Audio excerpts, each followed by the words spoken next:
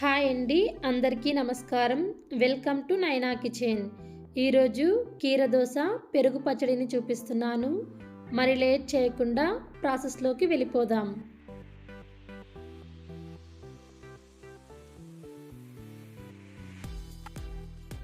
ముందుగా స్టవ్ మీద కడాయి పెట్టుకుని కడాయిలోకి 2 టేబుల్ స్పూన్ల ఆయిల్ వేసుకోవాలి. ఆయిల్ వేడిన తర్వాత 1 టేబుల్ స్పూన్ మినపప్పు, 1 టేబుల్ స్పూన్ శనగపప్పు, 1/2 టేబుల్ స్పూన్ ఆవాలు, 1/2 టేబుల్ స్పూన్ జీలకర్ర, కొద్దిగా కరివేపాకు, అలాగే 2 ఎండుమిర్చి వేసుకుని కొద్దిగా కలర్ చేంజ్ అయ్యేదాకా ఫ్రై చేసుకోవాలి. ఫ్రై చేసుకున్న తర్వాత సన్నగా కట్ చేసుకున్న 1 మీడియం సైజ్ ఉల్లిపాయ, అలాగే 8 వెల్లుల్లిపాయలను ఒలుచుకోకుండా అలాగే దంచుకుని వేసుకుంటే టేస్ట్ చాలా బాగుంటుంది. అలాగే 4 పచ్చిమిర్చిని సన్నగా కట్ చేసుకుని వేస్తున్నాను. మీరు మీ కారానికి సరిపడా పచ్చిమిర్చి వేసుకుని ఒకసారి మొత్తం బాగా కలుపుకుని ఉల్లిపాయలని కొద్దిగా మగ్గేదాకా ఫ్రై చేసుకోవాలి. ఉల్లిపాయని మరీ ఎక్కువగా ఫ్రై చేసుకునే అవసరం లేదండి. ఈ విధంగా ఫ్రై చేసుకుంటే సరిపోతుంది.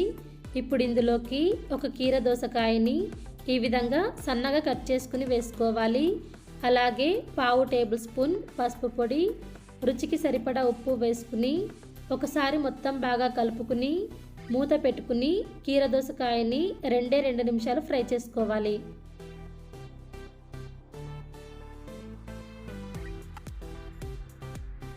కీరదోసకాయని ఈ విధంగా 2 నిమిషాలు ఫ్రై చేసుకున్న తర్వాత స్టవ్ ఆఫ్ చేసుకుని పూర్తిగా చల్లారనివ్వాలి.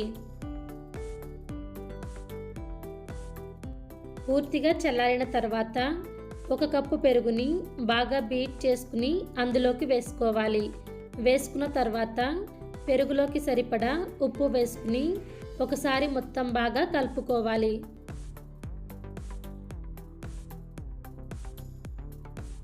కలుపుకున్న తర్వాత సన్నగా కట్ చేసుకున్న కొత్తిమీర వేసుకుని అన్నంతో కానీ చపాతీతో కానీ పూరితో కానీ సర్వ్ చేసుకుంటే టేస్ట్ చాలా బాగుంటుంది.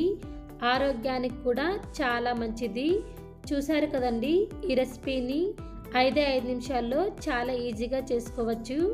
వీలైతే మీరు కూడా ఒక్కసారి ఈ విధంగా ట్రై చేసి మీకు ఎలా కుదిరిందో మీ ఫీడ్బ్యాక్ని కమెంట్స్లో తెలపండి. ఈ రెసిపీ నచ్చినట్లయితే ఒక లైక్ ఇవ్వండి, షేర్ చేయండి. మరిన్ని రెసిపీస్ కోసం నైనా కిచెన్ ఛానల్ని సబ్స్క్రైబ్ చేయండి. థ్యాంక్ యూ ఫర్ వాచింగ్ నైనా కిచెన్.